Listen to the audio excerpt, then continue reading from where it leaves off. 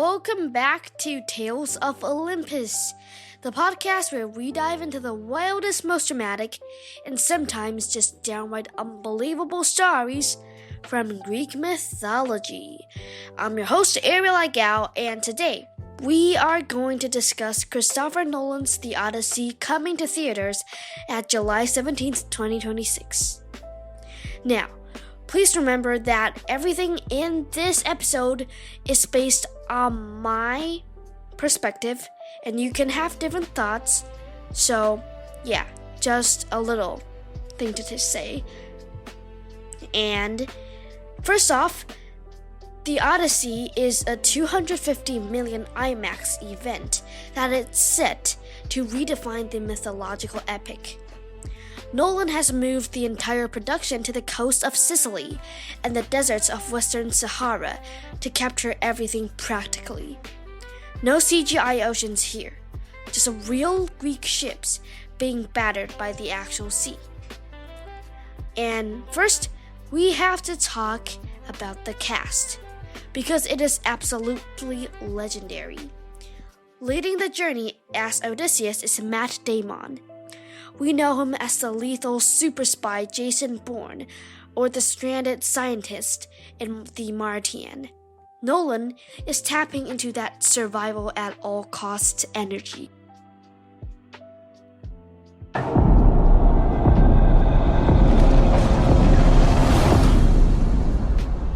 Help me go home. See what I mean? That isn't just a shiny hero. That is a man who is physically and mentally shattering.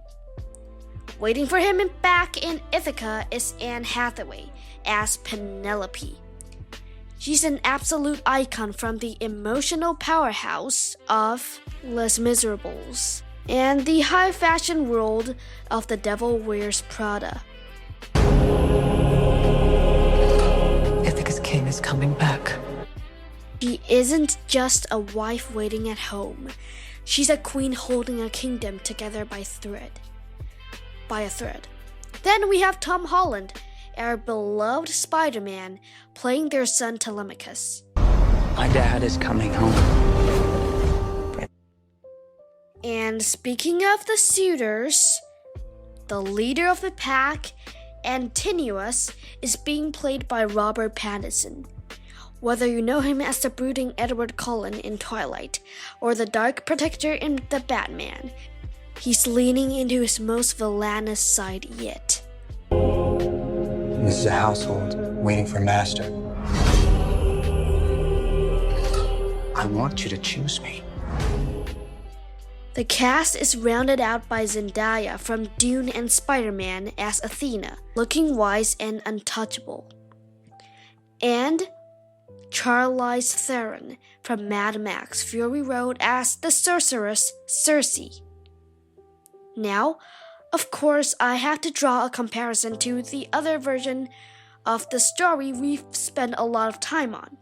I'm talking about the adventures of Percy Jackson.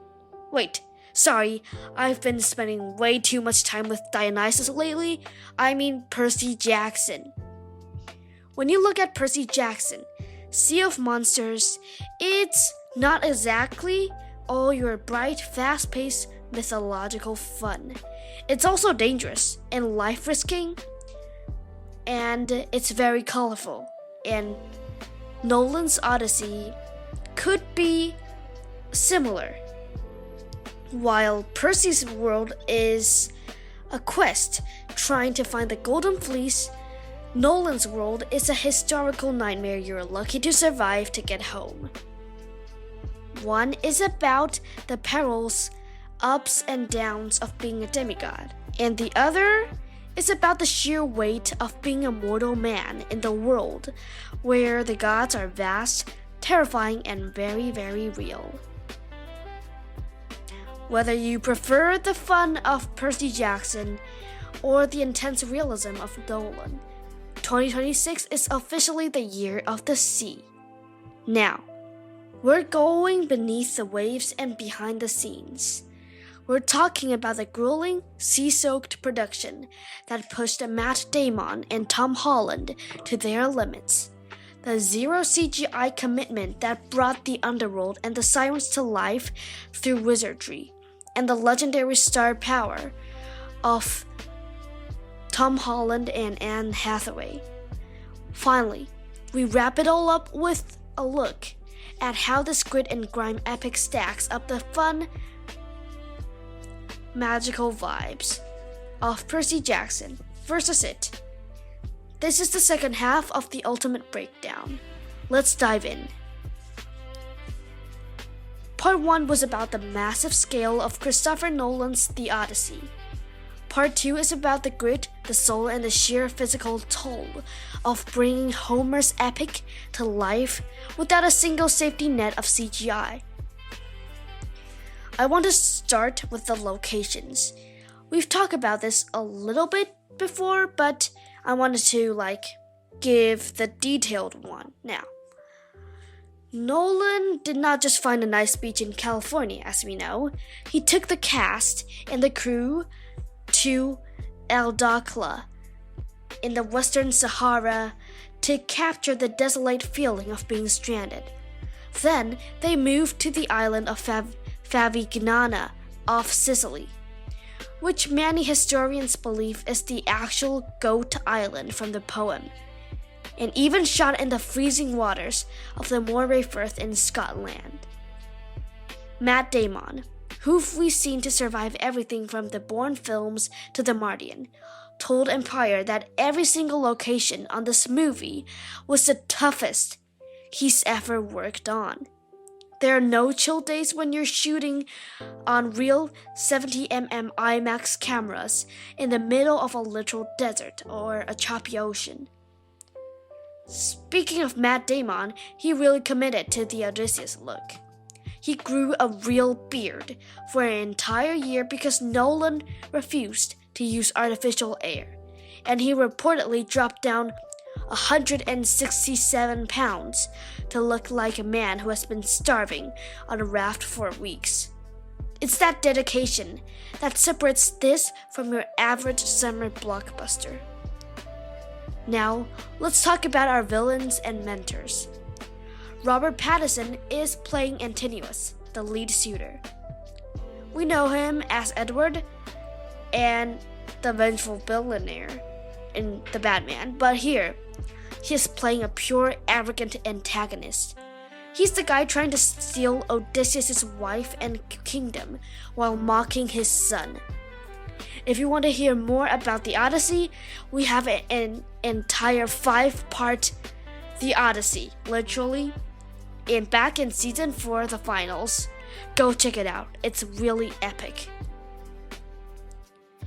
Anyways, opposing him, we have Zendaya, and since Nolan isn't using CGI, her divine look comes from lighting and costume design, making her feel a grounded, ancient force of nature rather than a glowing effect.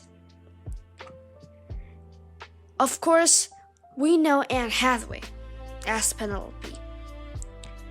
She is an Oscar-winning actor, and in this film, she's bringing that high-stakes emotional weight. There's a scene in the trailer where she's fending off the suitors, including Pattinson's Antinous, and you can see the absolute iron in her resolve. She isn't just a victim, she's a ruler.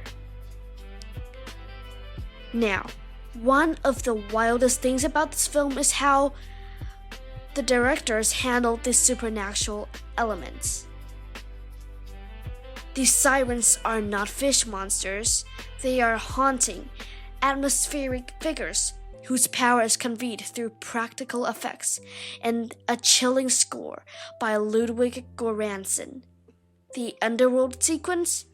Nolan used physical sets and a complex lighting to create a non-linear ghost world that feels more like a nightmare than a movie set. Even the Trojan horse battle, we saw a glimpse of it in the trailer. It was done with a massive hand-built wooden structure and hundreds of real extras. It's primal, it's tactile, and it's going to be absolutely overwhelming.